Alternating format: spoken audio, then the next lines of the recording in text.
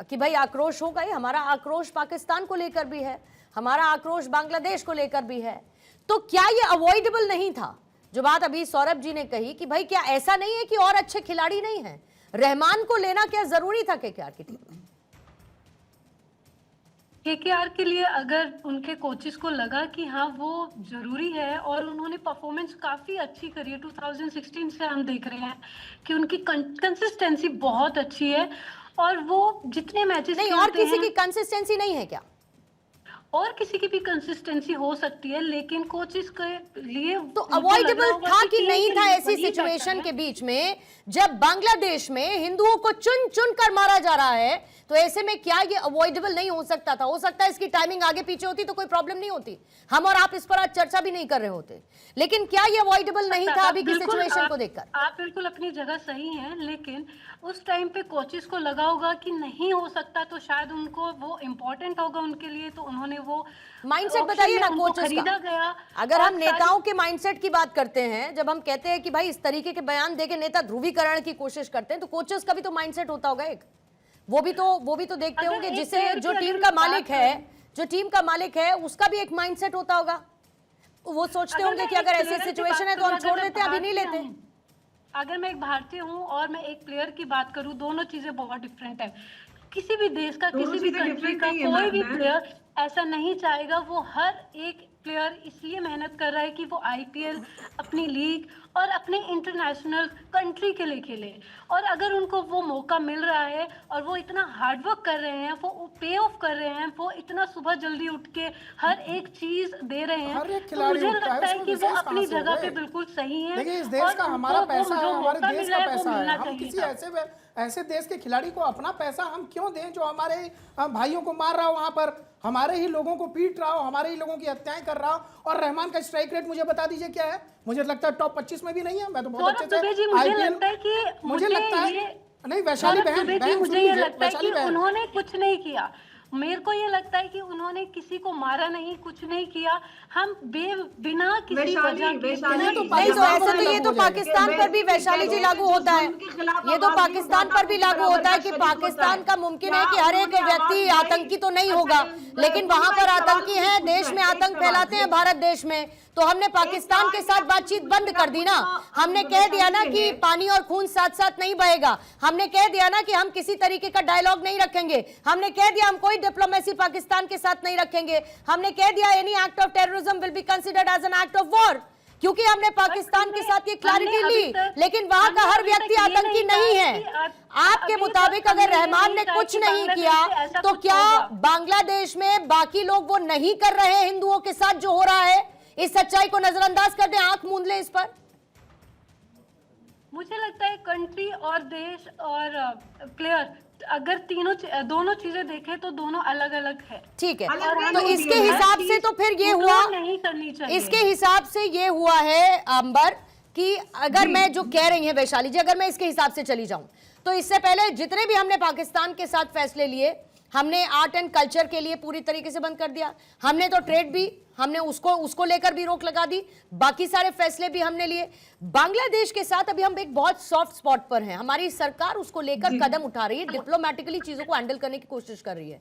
लेकिन फिर अगर इस आधार पर जाएंगे तो जो हमने पाकिस्तान के साथ किया, आर्ट और कल्चर और खेल को अलग अलग कर देते हैं, तो उनके साथ भी वो नहीं करना चाहिए था। फिर तो जस्टिफाइड। पूर्णिमा, हमारे पूरे क्रिकेट और पूरे बॉलीवुड की समस्या, उनको लगता है जो वो काम कर रहे हैं वो बिल्कुल अलग है, बिल्कुल अलग है। अगर आप देश से अलग है तो आप इस देश से चले जाइए। हमको इस तरह की ना तो एक्टर्स चाहिए, ना इस तरह के खिलाड़ी चाहिए जिनको लगता है कि जो वो कर रहे हैं वो देश से अलग है। आप देश के लिए खेल रहे हैं, आप देश की वजह से जाने चाहते हैं। जो कुछ भी आपकी औकात हैसियत है वो देश की वजह से, देश से आपको प्यार, सम्मान, पहचान मिलता है। आप चले जाइए कहीं और, आपको अगर इस तरह का प्यार, सम्मान मिल जाए। आप लोगों की इग्नोरेंस की वजह है, जब भी पाकिस्तानियों को यहाँ पर पहले आईपीएल में खिलाया जाता, उन लोगों को बॉलीवुड में लाकर फिल्में दी जाती थी। आप अपने एक्टर्स को, अपने आर्टिस्ट को काम नहीं दे रहे। पाकिस्तान से बुला के आप यहाँ पे रख कर उनको ट्रेनिंग दे के आप उनको लॉन्च कर रहे। ये समस्या हमारे लोगों की। अगर ऐसा नहीं होता तो आज हम मुस्तफिजुर रहमान पर बहस नहीं कर रहे होते। मुस्तफिजुर रहमान कोई आसमान से उतरे हुए कोई, हमारे देश में तो दुनिया के सबसे बड़े क्रिकेट खिलाड़ियों को जन्म दिया है। सचिन तेंदुलकर, विराट कोहली, और एक से एक हमारे जो यंग खिलाड़ी है वो एक से एक टैलेंटेड। और हमारे तो देश में, गाँव खेड़े में एक से एक बड़ा क्रिकेटर पड़ा हुआ है। हमारा देश तो क्रिकेट सांस भी क्रिकेट में लेता है। हमारे देश में इतना क्रिकेट का क्रेज है, इतना टैलेंट हमारे देश में, तो हम क्यों दूसरे देश से मंगा लेते? और वो देश जो हमारे देश के खिलाफ ओपनली आतंकवाद की बात करता है, उस्मान हादी जो मारा गया वो खुलकर कहता था कि हम भारत के विरोध में जितने भी संगठन है जो भारत में उन्माद फैलाना चाहते हैं उनको समर्थन देंगे। हमारे नॉर्थ ईस्ट को वो कब्जाना चाहते हैं, आप कहते हैं कि हमारा कोई लेना देना नहीं है, ये बिल्कुल अलग है। वो हमारा देश ले जाए, हमारे लोगों को मारे, हमारे आतंक फैला, आप कहती है हमारा कोई लेना देना नहीं है। आप इस देश में नहीं रहते। कल पाकिस्तानी और बांग्लादेशी अगर अटैक करेंगे तो आप इस देश में नहीं रहेंगी, कहीं और चली जाएंगी। नहीं, बिल्कुल बिल्कुल वो बात ठीक है अंबर, लेकिन फिर इसमें विदेशी खिलाड़ियों को रखने का भी तो फॉर्मेट है ना। बिल्कुल, फिर अगर विदेशी खिलाड़ियों को रखने का फॉर्मेट है, बिल्कुल मैं यहाँ पर एक सवाल में कहना चाहती हूँ, अगर सरकार निर्देश नहीं दे रही तो इसका मतलब ये नहीं कि भारतीय होने के नाते अंडरस्टैंडिंग और मॉरल रिस्पांसिबिलिटी नहीं है। आईपीएल कमेटी को खुद समझ में आना चाहिए कि जिस तरह के हालात नहीं तो फिर वो फैसला ले ना, वो फिर फैसला ले। मैंने कहा कि अगर फिर फैसला होगा तो फिर वो फैसला होगा, फिर उसमें कोई इफ एंड बट नहीं है। लेकिन अभी वो फैसला नहीं है। एट द मोमेंट जब हम ये बात कर रहे हैं वो फैसला नहीं है। विदेशी खिलाड़ियों को लेकर कोई नियमावली ऐसी नहीं है। विदेशी खिलाड़ियों का इस फॉर्मेट में शामिल किया जाना इसके फॉर्मेट का हिस्सा है। मौलाना साहब देखिए, बिल्कुल अंबर बहन जो कह रही थी मैं बिल्कुल डिसएग्री करता हूं। ये सब लोग जान रहे हैं कि बांग्लादेश में आंतरिक स्थिति ठीक नहीं है, अल्पसंख्यकों पर हमले हो रहे हैं, विशेषकर हिंदुओं को निशाना बनाया जा रहा। हम लोग लगातार मौलाना साहब बहुत बदतर है, हिंदुओं के लिए स्थिति बहुत बदतर है। अभी आप सुनिए, मैं अभी हम लोग ये चर्चा कर रहे हैं। बांग्लादेश में एक और हिंदू युवक पर इसी बीच में हमला किया गया है, खबर रख देंगे। एक और हिंदू युवक पर हमला किया गया है जहां पर भीड़ ने खोकन दास पर हमला कर दिया, भीड़ ने धारदार हथियार से हमला किया है। ये अभी की बांग्लादेश की खबर है। एक और हिंदू युवक पर यह हमला किया गया, खोकन दास पर भीड़ ने अटैक कर दिया है। अब ये स्थिति थोड़ी खराब नहीं है मौलाना साहब, ये स्थिति बहुत खराब है। अभी तो यहाँ से इमोशनल रिएक्शन नहीं जाए तो क्या होगा फिर बताइए। मोकामा में दिन के उजाले में मार दिया, मोकामा में। अरे कैसी बात कर रहे हैं आप? अरे कैसी बात कर रहे हैं आप? बांग्लादेश नहीं, ये देखिए मौलाना साहब, ये मजम्मत नहीं कर, आपको सबसे पहले मजम्मत करनी चाहिए थी।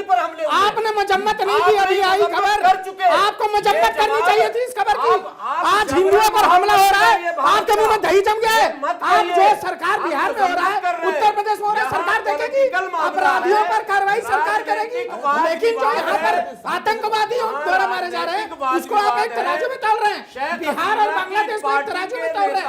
माफ करिएगा, इससे आपको कोई सहमत नहीं होगा, कोई हिंदुस्तानी सहमत नहीं होगा। आप बिहार और बांग्लादेश को एक तराजू में नहीं तौल सकते। आपको मजम्मत करनी चाहिए, आपको बांग्लादेश के तरह हो रहे आतंकवादी घटनाओं की मजम्मत करनी चाहिए। जो बांग्लादेशी कट्टरपंथी विचारधारा के लोग हैं मजम्मत करनी चाहिए। आप बिहार से तुलना मौलाना साहब, नहीं, आपकी हिम्मत मौलाना साहब मजम्मत अगर करते हैं, मौलाना साहब, लेकिन अगर